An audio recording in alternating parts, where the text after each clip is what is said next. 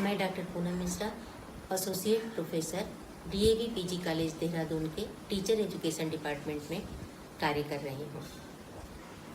इससे पहले मैंने आपको पद्य शिक्षण लेसन प्लान को बताया था। आज मैं आपको गद्य पाठ योजना के बारे में बताऊंगी।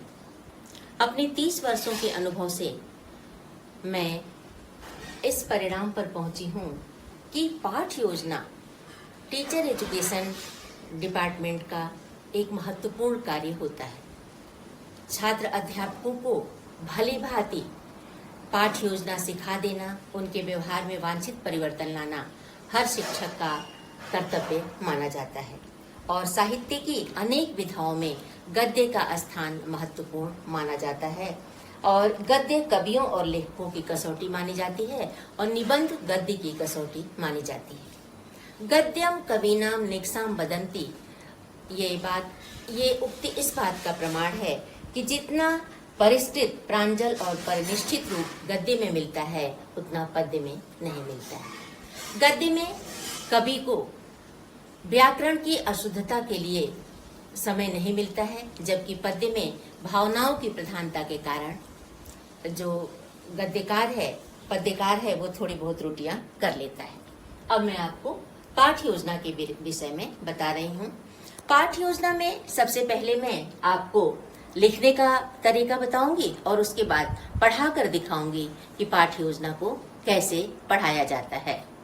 सबसे पहले जब हम लिखने की बात करते हैं तो औपचारिकताएं होती हैं, जैसे दिनांक, फिर कक्षा, सप्तम कक्षा के लिए है पाठ योजना, विषय हिंदी, गद्य, चूंकि गद्य, पद्य और व्याकरण 3 ब्रांचेज होती हैं।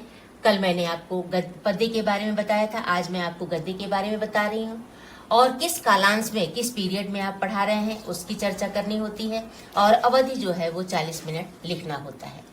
अब सबसे पहले जब हम लिखने की बात करते हैं तो हम सामान्य उद्देश्यों की बात करते हैं। तो प्रकरण आपने लिख दिया मेरा बाल्यकाल। अब सामान्य उद्देश्य, गद्य शिक्षण के सामान्य उद्देश्य निम्नलिखित हैं। छात्रों के शब्द भंडार में वृद्धि करना, छात्रों में वाचन कौशल का विकास करना, शब्दों के शुद्ध उच्चारण व शुद्ध लेखन के कौशल का विकास करना, छात्रों में भाषा संबंधी ज्ञान का विकास करना, छात्रों में मातृभाषा की प्रति रुचि उत्पन्न करना और छात्रों में आलोचनात्मक प्रवृत्ति का विकास करना। उसके बाद आता है विशिष्ट उद्देश्य। ये जो विशिष्ट उद्देश्य होते हैं ये हमेशा प्रकरण से संबंधित होते हैं, टॉपिक से संबंधित होते हैं। अब जैसे आज का हमारा टॉपिक है मेरा बाल्यकाल। अब इसमें आप मेरा बाल्यकाल, तो इसमें आप जो उद्देश्य लिखेंगे तो उद्देश्यों को हमने 5 भागों में बांटा है। ज्ञानात्मक, अवबोध और प्रयोग, अभिरुचि, अभिवृत्ति और कौशल। अब ज्ञानात्मक में आप जानते हैं कि जितनी चीजें हम पढ़ाते हैं उन सभी में कॉग्निटिव जो हमारा डोमेन है वो होता है। तो इसमें ज्ञानात्मक में हम बताएंगे कि छात्र महात्मा गांधी के बाल्यकाल के संबंध में जानकारी प्राप्त करेंगे। सेकेंड, आप बताएंगे कि छात्र आत्मकथा के बारे में जानकारी प्राप्त करेंगे, अर्थात महात्मा गांधी की आत्मकथा उन्होंने जो लिखी है उसके बारे में जानकारी प्राप्त करेंगे। अब अवबोध मतलब जैसे सीखे हुए ज्ञान को अच्छी तरह से समझ लेना और उसका प्रयोग करना, इसे हम अवबोध और प्रयोग कहते हैं। तो छात्र नए नए शब्दों का प्रयोग कहाँ और किन परिस्थितियों में करना है इसकी जानकारी प्राप्त करेंगे। अभिरुचि, छात्रों को महात्मा गांधी के जीवन आदर्शों से परिचित कराकर पाठ में उनकी रुचि विकसित की जाएगी। जैसे अभिरुचि का मतलब इंटरेस्ट होता है। जैसे इंटरेस्ट बच्चों को तब आता है जब उसके बारे में, जैसे किसी महापुरुष के बारे में आप पढ़ा रहे हैं तो उसकी जीवनी के बारे में बताएंगे, उसके आदर्श के बारे में बताएंगे, उसके जो उसके जीवन की घटनाएं हैं, उसके जीवन के जो आदर्श हैं उनको बताएंगे, तो उनको महात्मा गांधी को पढ़ने में उनकी रुचि विकसित होगी। अभिवृत्ति, जैसे एटीट्यूड को हम कहते हैं अभिवृत्ति, तो महात्मा गांधी के बाल्यकाल और आदर्शों का बोध कराकर उनमें स्वस्थ अभिवृत्ति का विकास किया जाएगा। जैसे जो अभिवृत्ति होती है वो हमारी शत्रु और मित्र के प्रति अलग अलग होती है। शत्रु के प्रति जो हमारी अभिवृत्ति होती है, हमारा एटीट्यूड होता है, वो हमेशा नेगेटिव होता है, और मित्र के प्रति हमारा जो एटीट्यूड होता है वो हमेशा पॉजिटिव होता है। तो जैसे जिस पार्ट में, जैसे मान लीजिए आपने महात्मा गांधी के बारे में पढ़ाया, तो उनके जो आदर्श हैं, जो उनके बाल्यकाल की घटनाएं हैं, उनका बोध अगर विद्यार्थियों में होगा तो उनमें स्वस्थ अभिवृत्ति का विकास होगा। क्योंकि गांधी जी का नाम लेते ही हमारे सामने सत्य और अहिंसा, विश्व बंधुत्व की जो बात है वो सामने आ जाती है। छात्रों में स्वस्थ आचरण का विकास हो सकेगा, और कौशल में छात्र नवीन शब्दों का शुद्ध उच्चारण और यथास्थान प्रयोग एवं भावानुकूल पठन कर सकेंगे। भावानुकूल पठन मतलब उचित आरोह अवरोह, गति, यति, लय, हाव भाव के साथ वो पढ़ सकेंगे। तो इस प्रकार से ये आपने देखा कि ये जो विशिष्ट उद्देश्य हैं ये हमारे प्रकरण से संबंधित हैं, और ये जो सामान्य उद्देश्य हैं ये प्रतिदिन एक जैसे होते हैं। और अगर आपको 15-20 लेसन प्लान पढ़ाना है तब भी गद्य के सामान्य उद्देश्य एक जैसे होते हैं, पद्य के सामान्य उद्देश्य अलग होते हैं, और व्याकरण के सामान्य उद्देश्य अलग होते हैं, लेकिन ये प्रतिदिन एक जैसे होते हैं। लेकिन ये जो विशिष्ट उद्देश्य होते हैं ये प्रतिदिन हमारे टॉपिक के हिसाब से, हमारे प्रकरण के हिसाब से चेंज होते जाते हैं, और उसमें आप अपने हिसाब से समझ करके इसमें ज्ञानात्मक उद्देश्य क्या है, इसमें कौशलात्मक उद्देश्य क्या है, इसमें अभिवृत्त्यात्मक उद्देश्य क्या है। क्योंकि भाषा केवल एक विषय की शिक्षा नहीं है, बल्कि भाषा से आप स्वस्थ आचरण की शिक्षा देते हैं, अच्छे चरित्र की शिक्षा देते हैं, कम्युनिकेशन की शिक्षा देते हैं, कैसे व्यवहार करना है, कैसे उठना है, बैठना है, मतलब वे ऑफ लाइफ की शिक्षा भी आप भाषा के माध्यम से ही देते हैं। तो इस तरह से भाषा में अगर कई चीजों का संगम नहीं होगा तो उसे हम मतलब भाषा के जितने भी हमारे आदर्श हैं, जितने भी हमारे कौशल हैं, उन कौशलों को हम सही तरीके से विद्यार्थियों को नहीं दे पाएंगे। क्योंकि 4 प्रमुख कौशल, पढ़ना, लिखना, बोलना और सुनना, इन चारों का तो विकास करना ही है। समाज सम्मत आचरण कराना है, राष्ट्र के लिए उपयुक्त नागरिक तैयार करना है। तो इस प्रकार से बहुत सारे भाषा के कार्य हैं जिनको हमको गद्य, पद्य और व्याकरण के द्वारा पूरा करना है। अब मैं आती हूँ पूर्व ज्ञान की बात कर रही हूँ। अब जैसे इन्होंने महात्मा गांधी के नाम से परिचित हैं, और श्रवण कुमार की पितृभक्ति के बारे में भी इन्होंने सुन रखा है। सहायक सामग्री में मैंने महात्मा गांधी का चित्र रखा है, जैसे चाक, डस्टर, रोलर बोर्ड, ये सब चीजें तो होती ही हैं पढ़ाने में, लेकिन यहाँ पर मैंने आपके सामने महात्मा गांधी का ये देखिए चित्र लगाया है, ये चित्र रखा है मैंने, राजा हरिश्चंद्र का चित्र रखा है मैंने, और श्रवण कुमार का चित्र मैंने यहाँ पर लगाया है।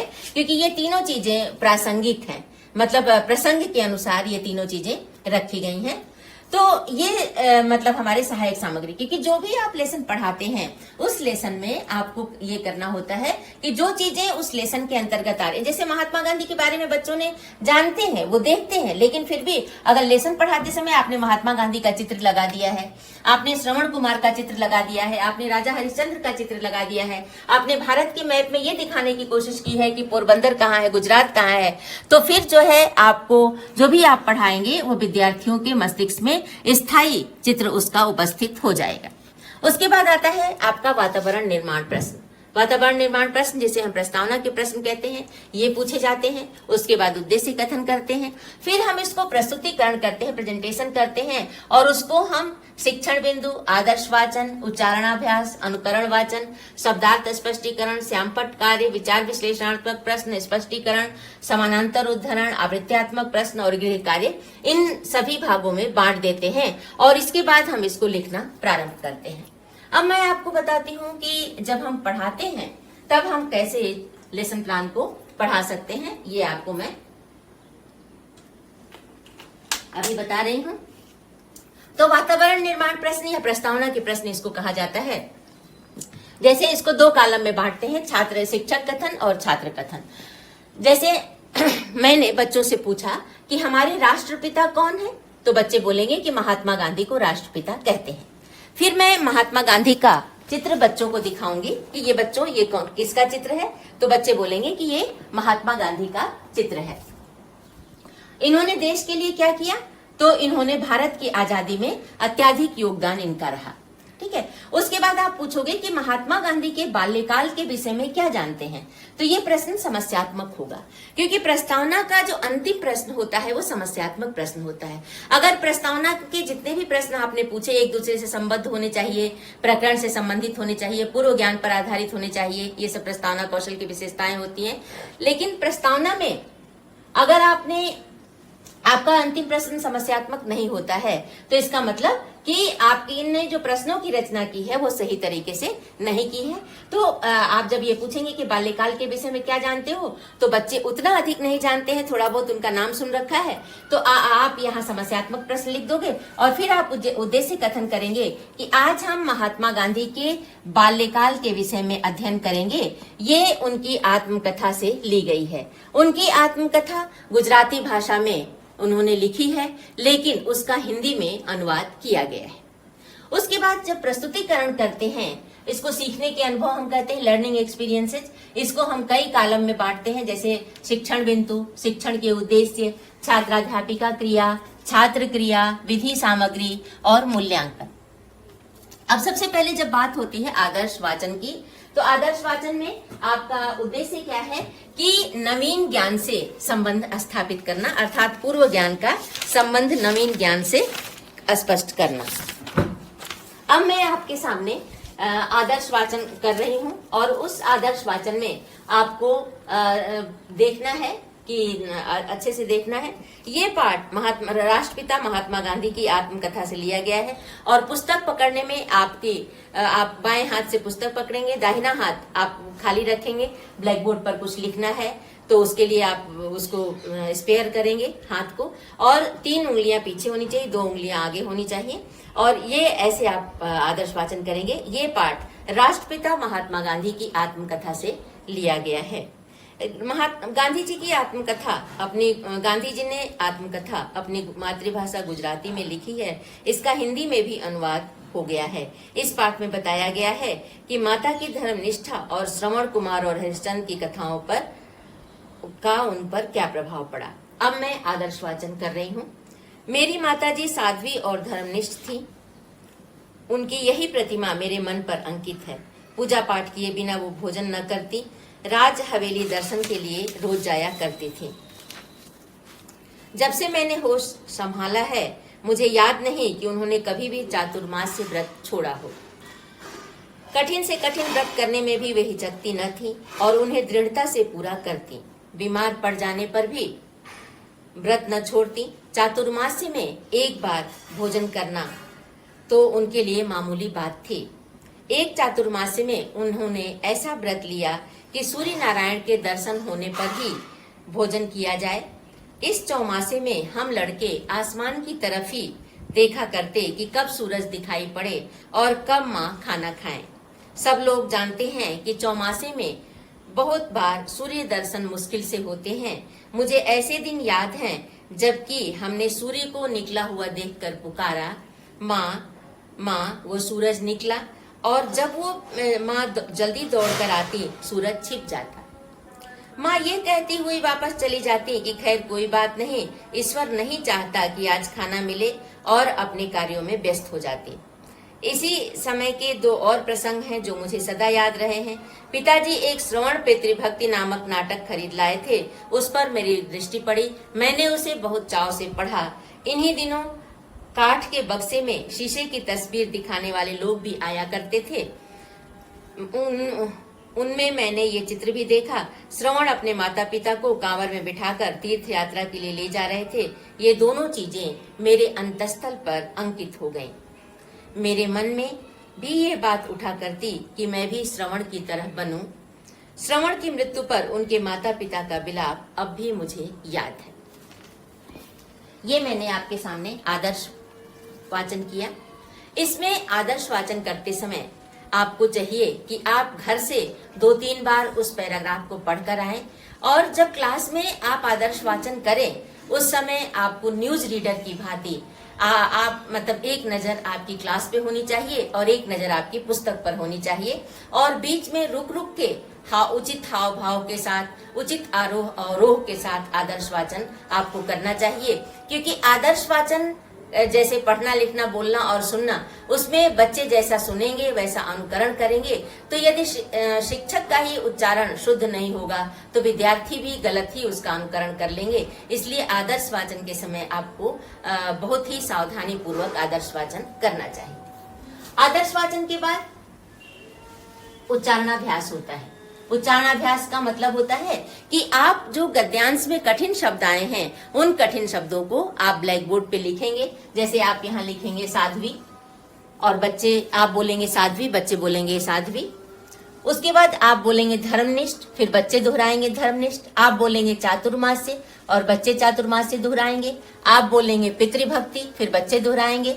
फिर आप बोलेंगे व्यस्त और फिर बच्चे उसको दोहराएंगे। आप बोलेंगे अंतस्थल और फिर बच्चे उसको दोहराएंगे। आप बोलेंगे श्रवण कुमार और फिर बच्चे उसको श्रवण कुमार बोलेंगे। अब आपके सम्मुख मैं ये बताना चाहती हूँ कि ये उच्चारणाभ्यास क्यों जरूरी है। इसलिए आवश्यक है कि जो गद्यांश है उस गद्यांश में जितने भी कठिन शब्द हैं यदि आपने उनका अर्थ बता दिया तो विद्यार्थी जब उसका अनुकरण करेंगे इसलिए जो है उनको कोई कठिनाई नहीं होगी। और कुछ लोग इसमें भी डाउट करते हैं कि पहले आदर्श पाठ होगा, फिर अनुकरण पाठ होगा, उच्चारणाभ्यास बाद में होगा। लेकिन मेरा ये मानना है कि आदर्श पाठ के बाद अगर आप उच्चारणाभ्यास विद्यार्थियों को करा देते हैं और कठिन शब्दों को वो सही तरीके से बोलना सीख जाते हैं तो जब वो अनुकरण पाठ करते हैं तब उसमें त्रुटियां नहीं करते हैं। इसलिए हमें आदर्श पाठ के बाद ही उच्चारणाभ्यास कराना चाहिए। अब बात आती है अनुकरण पाठ की। अनुकरण पाठ का मतलब होता है कि शुद्ध उच्चारण के कौशल का विकास करना। कुछ छात्रों को अनुकरण वाचन का निर्देश दिया जाएगा और छात्र जो है वो शिक्षक के निर्देशन पर अनुकरण पाठ करेंगे। ठीक है, इसमें भी हम पुस्तक विधि लेते हैं, मतलब पुस्तक का सहारा लेते हैं। आपको पता है कि लैंग्वेजेस में मतलब गद्य और पद्य में हमें पुस्तक का सहारा लेना पड़ता है, जबकि व्याकरण को हम आगमन और निगमन विधियों से पढ़ाते हैं। तो यहाँ पर कुछ विद्यार्थी जो है 2-3 छात्र, तो शिक्षक का कर्तव्य ये होना चाहिए कि प्रतिदिन एक ही और या 2 बच्चों को ना उठाए पढ़ने के लिए, बल्कि कक्षा में पीछे बैठे हुए या मतलब हर बेंच पे बैठे हुए विद्यार्थियों को अनुकरण वाचन का मौका दिया जाना चाहिए, जिससे बच्चों में जो वाचन संबंधी दोष हैं वो दोष दूर हो जाएं। जैसे श और स का उच्चारण, इसी तरह से मतलब ट, ठ या कई बार क्षेत्रीय प्रांतों के प्रभाव से बच्चों की जो त्रुटियां हो जाती हैं, बोलने में अशुद्धियां रह जाती हैं। शिक्षक को चाहिए कि उन अशुद्धियों को दूर करे। और विद्यार्थी जब अनुकरण पाठ भी कर रहा है उस समय भी अगर वो रुक रुक कर बोल रहा है, हिचकिचाहट है या अन्य कोई कारण है, तो उन अशुद्धियों को दूर करने का प्रयास करे। तो अब आपको क्या करना है कि 2-3 छात्रों से अनुकरण पाठ करवाना है, क्योंकि अगर आप बहुत सारे छात्रों को कराने लगेंगे तो आपका समय व्यतीत हो जाएगा और आप अपने उद्देश्य में मतलब आपको अपने उद्देश्य में पूर्णता नहीं मिलेगी। अब गद्य शिक्षण का, जैसे कल मैंने आपको पद्य शिक्षण बताया था, तो पद्य शिक्षण का मुख्य उद्देश्य होता है भावानुभूति करना। लेकिन गद्य शिक्षण का मुख्य जो उद्देश्य है वो क्या है कि कठिन शब्दों का अर्थ समझ लेना, विद्यार्थियों को व्याकरण मतलब जो भी इसमें व्याकरण संबंधी बातें आ रही हैं उनकी अच्छी तरह से जानकारी करा लेना।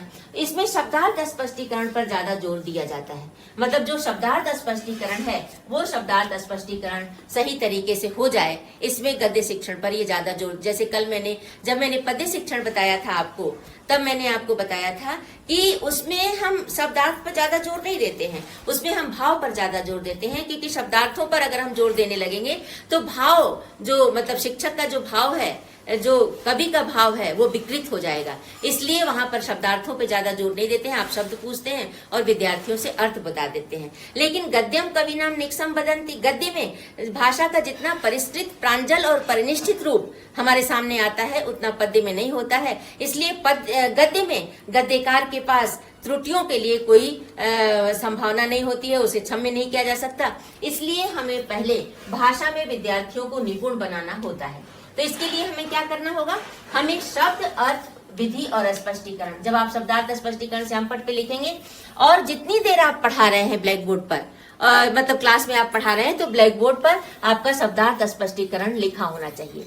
ठीक है, अब शब्दार्थ स्पष्टीकरण के लिए आप अगर शिक्षक हैं तो आपको व्याकरण में निपुण होना पड़ेगा। कहाँ संज्ञा है, कहाँ समास है, कहाँ संधि है, कहाँ प्रत्यय है, कहाँ उपसर्ग है, ये सभी चीजों की जानकारी आपको करनी पड़ेगी। अब जैसे यहाँ पर एक शब्द है साध्वी। गांधी जी की माता बड़ी साध्वी थी और साध्वी का अर्थ होता है, आप क्या करोगे, बच्चों से कहोगे कि सच्चरित्रा, आस्थावान। तो बच्चों से पूछोगे बच्चों साध्वी का क्या अर्थ हुआ, तो वो नहीं बता पाएंगे, तो आप समानार्थक शब्द आप बता रहे हैं, सच्चरित्रा, आस्थावान, निष्ठावान, धर्मपरायण। ठीक है, नहीं, सच्चरित्रा और आस्थावान। तो फिर ये क्या हो गया, ये समानार्थक शब्द आपने बताया। तो आपको ये बताना है कि किस विधि से, मतलब आपने समानार्थक शब्द बताए हैं, ये आपने वाक्य प्रयोग किया है, ये आपको विधि में बताना पड़ेगा और स्पष्टीकरण में जिन शब्दों से आपने किया है उसको स्पष्ट करना पड़ेगा। इसी तरह से धर्मनिष्ठ, धर्म में पूरी आस्था रखने वाला, ये विशेषण है और ये संस्कृत का शब्द है धर्मनिष्ठ और इसका अर्थ होता है धर्मपरायण। ठीक है, इसी तरह से इसका जो पर्यायवाची है वो धर्मपरायण है और संस्कृत का शब्द है और विशेषण है। इसी तरह से आप चातुर्मास्य, चातुर्मास्य मतलब वर्षा ऋतु के 4 मास। अब इसका वाक्य प्रयोग किया आपने कि गांधी जी की माता चातुर्मास्य व्रत रखती थी। अब आपने पहले चातुर्मास्य पूछा बच्चों से और आपने वाक्य प्रयोग किया। अब आपने बच्चों से पूछा कि बच्चों चातुर्मास्य का क्या अर्थ होता है, तो विद्यार्थियों ने बताया कि वर्षा ऋतु के 4 मास। और अगर विद्यार्थी नहीं बता पाते हैं तब आपको खुद ही बता देना है कि वर्षा ऋतु के 4 मास, लेकिन पहले आपको विद्यार्थियों को मौका जरूर देना है। इसी तरह से व्यस्त, मतलब आप कहेंगे कि हम अपने दैनिक कार्यों में व्यस्त रहते हैं। अब व्यस्त में का मतलब हो गया कार्य में संलग्न रहना और आपने वाक्य प्रयोग किया। ठीक है, इसका आपने वाक्य प्रयोग किया। फिर है अंतस्थल और इसका संधि विच्छेद आपने किया और संधि विच्छेद में आपने किया कि अंतस प्लस तल, और ये संस्कृत शब्द है, आपने संधि विच्छेद किया और उसका अर्थ होता है हृदय। और हमारा अचेतन या सुप्त मन, हमारे अंतस्थल पर, हमारे अचेतन मन पर, हमारे सुप्त मन में कहीं न कहीं जो है ये बात होती है, तो उसको हम अंतस्थल कहते हैं। फिर है विलाप, विलाप मतलब रोना, और विलाप का पर्यायवाची हमने बताया क्रंदन और रुदन। ठीक है, तो ये मतलब विलाप का क्रंदन और रुदन आपने पर्यायवाची बताया और बच्चों ने उसका अर्थ फिर रोना बताया। तो इस तरह से कहने का तात्पर्य यह है कि आपको शब्दार्थ स्पष्टीकरण में केवल शब्द और अर्थ ही नहीं बता देने हैं, आपको विधि भी बतानी है, आपको उसको स्पष्ट भी करना है। तो इससे क्या होगा कि आपका जो ग्रामर पोर्शन है, जो आपके कठिन शब्द हैं, जो आपके नए शब्द हैं, उन शब्दों को बच्चे सीख जाएंगे और उनका सही प्रयोग कर पाएंगे। और कई बार ऐसा भी होगा कि आप शिक्षक हैं और एक शिक्षक सदा ही सीखता रहता है, तो कई बार हो सकता है कि उन नए नए शब्दों के बारे में जैसे आपको नहीं पता होगा कि कौन सा शब्द संज्ञा है, कौन सा विशेषण है, कहाँ प्रत्यय लगा है, कहाँ उपसर्ग है, तो ये सारी चीजें भी पढ़ाने के लिए आप पढ़ेंगे और आप भी कुछ नया सीख जाएंगे और आप विद्यार्थियों को भी कुछ नया सिखा देंगे। तो इस तरह से आप जो है वो विद्यार्थियों को बता देंगे। इसी तरह से धारणा है, विचार है, जैसे हमारे मन में अनेक धारणाएं आती रहती हैं, तो आप इसको करेंगे। उसके बाद आता है श्यामपट्ट कार्य निरीक्षण। बच्चों को आपने ये जो पढ़ाया है, लिखा है, इसको आप बच्चों से कहेंगे कि श्यामपट्ट कार्य से शब्दार्थों को उतारने का निर्देश दिया जाएगा, छात्र कापी में इसे उतारेंगे। उसके बाद आता है मौन पाठ का। मौन पाठ में वाचन के कौशल का विकास होगा और छात्रों को मौन पाठ में क्या करना है कि आपको 2-3 मिनट के लिए विद्यार्थियों को आदेश देना है कि विद्यार्थी मौन पाठ करेंगे।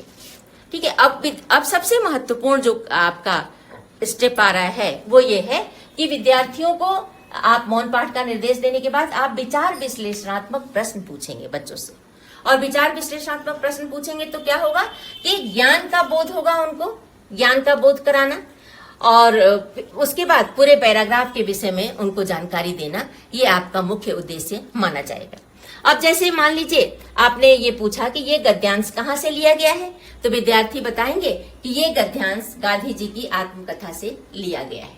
ठीक है, इसी तरह से आप बताएंगे कि गांधी जी ने अपनी माता के संबंध में क्या कहा, तो गांधी जी ने अपनी माता के संबंध में कहा कि मेरी माता अत्यंत साध्वी और धर्मनिष्ठ महिला थी। तो श्रवण, और उसके बाद आप जो है इसी तरह से कई प्रश्न आप पूछेंगे। उनकी माताजी कब भोजन करती थी, वो बच्चे आकाश में क्यों देखा करते थे, आकाश में देखने का कारण क्या था, उन्होंने कौन कौन से नाटक देखे थे, उन्होंने कौन कौन से किन किन बातों का इनके अंतस्थल पर ज्यादा प्रभाव पड़ा था। तो ये सारी चीजें जो है आप वो करेंगे। और इसी तरह से उनके पिताजी मार्केट से कौन कौन सी पुस्तक उनके लिए लेके आए थे, बाल्यकाल में उन्होंने किस तरह की शिक्षा पाई थी, उनके घर में किस तरह का माहौल था। तो कई प्रकार के विचार विश्लेषणात्मक प्रश्न आप पूछेंगे और जब बच्चे उन प्रश्नों का उत्तर नहीं बता पाएंगे तब आपको स्पष्टीकरण के द्वारा उन प्रश्नों का उत्तर सही तरीके से विद्यार्थियों के सम्मुख प्रस्तुत करना है। अब जो मुख्य बात है कि मतलब स्पष्टीकरण में जैसे आपने विद्यार्थियों से प्रश्न पूछा और फिर आप विद्यार्थियों को मतलब स्पष्ट करने के लिए कहेंगे।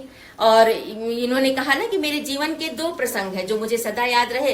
एक तो पिताजी की इनकी मतलब श्रवण पितृभक्ति नाटक को खरीद लाए थे, और दूसरा जो है इनकी मतलब श्रवण पितृभक्ति जो है ये आप देख रहे हैं इसमें श्रवण कुमार की पितृभक्ति। इसमें आपने देखा कि ये श्रवण कुमार का चित्र है और ये इनके माता पिता हैं। अब आपको मैं इनकी अंतर कथा थोड़ी सी बता देती हूँ, क्योंकि इस संदर्भ में इस अंतर कथा को बताना समीचीन है। जैसे श्रवण कुमार अपने माता पिता के इकलौते पुत्र थे और इनके माता और पिता दोनों दृष्टिहीन थे। तो श्रवण कुमार अपने माता पिता की अत्यंत सेवा किया करते थे और इनके माता पिता का सदैव इन पर आशीर्वाद बना रहता था। एक बार इनके माता और वो घर के कार्यों में सहयोग करते थे, जैसे बाहर से पानी भर कर ले आना। जैसे पहले आपको पता था कि लोग चूल्हे पे खाना बनाते थे तो लकड़ियां जंगल से काट कर ले आना। तो विभिन्न प्रकार के घर के कार्यों में जो श्रवण कुमार थे अपने माता पिता का सहयोग किया करते थे। माता पिता भी इनसे अत्यंत खुश रहते थे और श्रवण कुमार की मातृ पितृभक्ति का आज तक हम लोग उदाहरण दिया करते हैं। एक बार श्रवण कुमार के माता पिता के मन में ये इच्छा जागृत हुई कि बेटा हमें हरिद्वार स्नान करा के ले आओ और बेटा मुझे सब तीर्थों के दर्शन करा दो। श्रवण कुमार ने उस समय यातायात के इतने साधन विकसित नहीं थे, तो श्रवण कुमार ने अपने माता पिता को कांवड़ में बिठाया और दोनों को लेकर चल पड़े। उस जो दर्शनों की श्रृंखला थी उस दर्शन में वो अयोध्या के निकट पहुंचे। अयोध्या के निकट के जंगलों में पहुंचे और वहां उनको श्री राम जन्मभूमि के दर्शन कराने थे अपने माता पिता को। और अयोध्या के मतलब जंगल के पास वो लोग रुक गए। वहां पर जब इन्होंने रात में इनकी माता को प्यास लगा और माता ने कहा कि बेटा मुझे प्यास लगी है, तो श्रवण कुमार जी एक कमंडल लेके और सरयू नदी में जल भरने के लिए गए। वहां पर जब उस समय अयोध्या पर राजा दशरथ जी का शासन था और राजा दशरथ सूर्यवंश इक्ष्वाकु वंश में थे, सूर्यवंश में थे। तो राजा दशरथ ने को शिकार का बहुत शौक था और वो रात के समय जब नदी में पानी पीने के लिए जंगली जानवर आते थे तो उनको शिकार का शौक था और वो शब्द भेदी बाण चला लेते थे और उनके बाण बहुत सटीक होते थे। तो जो उनको राजा दशरथ को पानी भरने की गड़गड़ गड़गड़ जब कमंडल में आवाज आती है, राजा दशरथ अपना बाण चला देते हैं और उनका बाण चूंकि शब्दभेदी बाण में वो निपुण थे, तो राजा दशरथ का जो बाण है वो श्रवण कुमार पर जाकर सटीक लग जाता है और श्रवण कुमार जो है वो कराहने लगते हैं। आह उनके मुख से निकल जाता है। ये सुनकर राजा दशरथ को पश्चाताप होता है और उनको लगता है कि कुछ गलत हो गया, अनर्थ हो गया। वो भाग कर जाते हैं। वहां जाते हैं तो श्रवण कुमार कहते हैं कि मुझे अपने मरने का कोई दुख नहीं है, मुझे दुख इस बात का है कि मेरे माता पिता अंधे हैं और उनकी तीर्थ यात्रा पूरी नहीं हो पाई। तो आप जाकर पहले मेरे माता पिता को पानी पिला देना और उसके बाद उनको ये जो दुखद खबर है वो बता देना। तो राजा दशरथ पानी लेकर जाते हैं और उनकी माता को पानी पिलाते हैं। माता पिता के सामने वो इस बात को बताते हैं कि उनसे ये जघन्य अपराध हुआ है।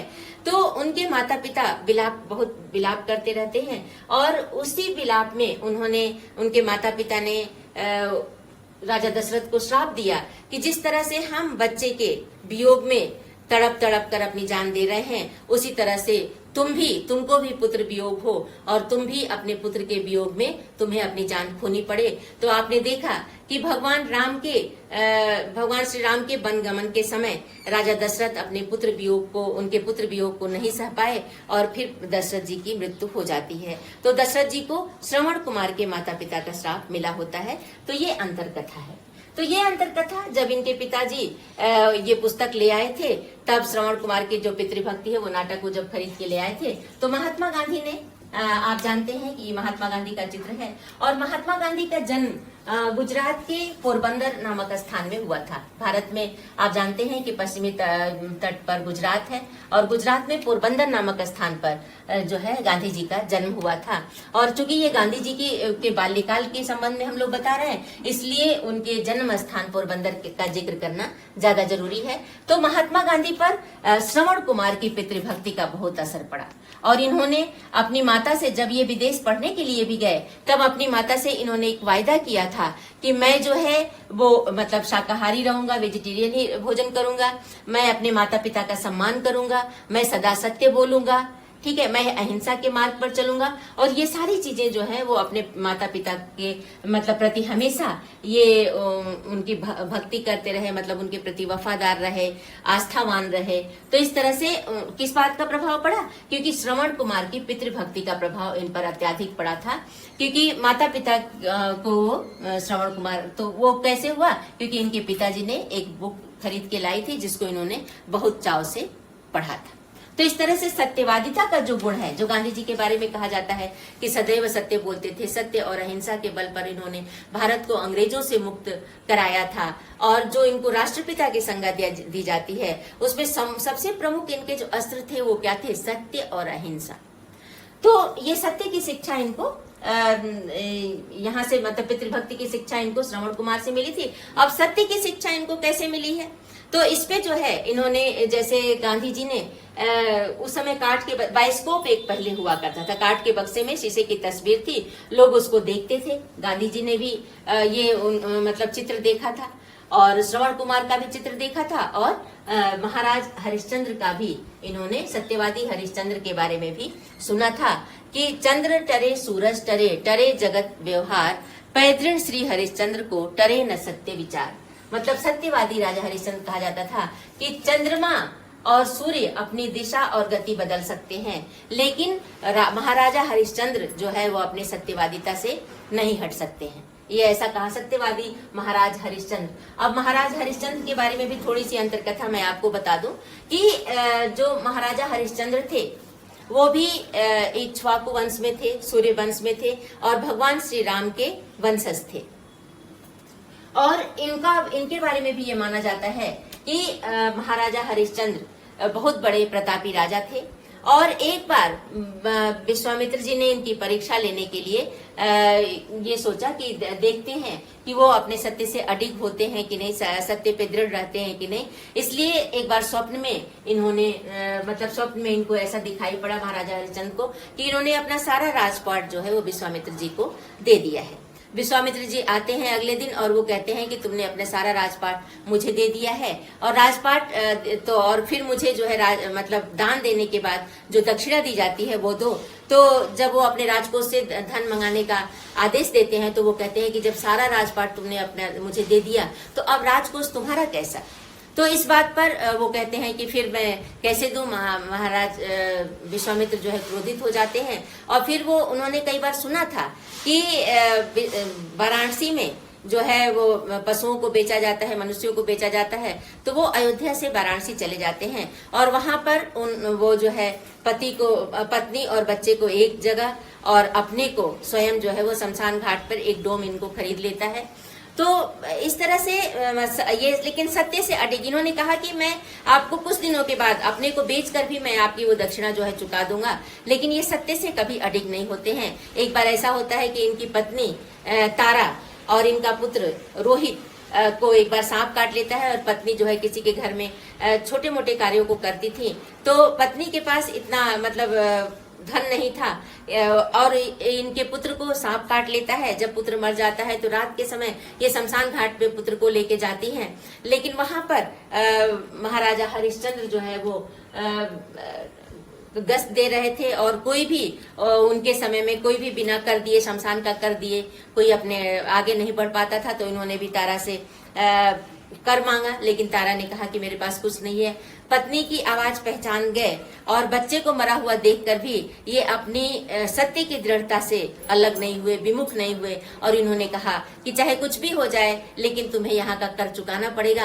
अंत में तारा से कहा कि तुम अपनी साड़ी का ही आधा भाग मुझे फाड़ कर दे दो, लेकिन मैं अगर कर नहीं लेता हूँ तो ये अपने स्वामी के प्रति स्वामी के प्रति अन्याय होगा, इसलिए मुझे कर देना पड़ेगा तुम्हें। तो इस प्रकार से उन्होंने मतलब कर लिया। उसी समय आकाशवाणी होती है, विश्वामित्र प्रकट होते हैं और वो कहते हैं कि तुम्हारी सत्य पर निष्ठा और दृढ़ता से मैं अति प्रसन्न हुआ, तुम्हें अपना सारा राजपाट लौटाता हूँ और तुम्हारे पुत्र रोहित को भी मैं जीवित कर देता हूँ। तो इस प्रकार से इस घटना से, इस कहानी से हमें क्या शिक्षा मिलती है कि हमें हमारे सत्य के मार्ग में चाहे कितनी भी बाधाएं क्यों ना आए, लेकिन हमें सदैव सत्य के पथ पर चलना चाहिए, क्योंकि सत्य थोड़ी देर के लिए पराजित हो सकता है, लेकिन सत्य जो है सत्य पराजित नहीं हो सकता। थोड़ी देर के लिए लोग लांछन लगा सकते हैं, लेकिन सत्य जो है वो कभी पराजित नहीं होता। सत्य, एक झूठ आपने अगर बोल दिया तो उस झूठ को छिपाने के लिए आपको 100 बहाने करने पड़ते हैं,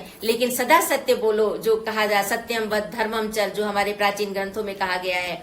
तो इन चीजों से हमें ये शिक्षा मिलती है कि हमें सत्यता का दृढ़ता से पालन करना चाहिए। तो इस प्रकार से गांधी जी का ये जो बाल्यकाल मैंने आपको बताया, इस बाल्यकाल में महाराजा हरिश्चंद्र का और श्रवण कुमार की पितृभक्ति का उन पर काफी प्रभाव पड़ा।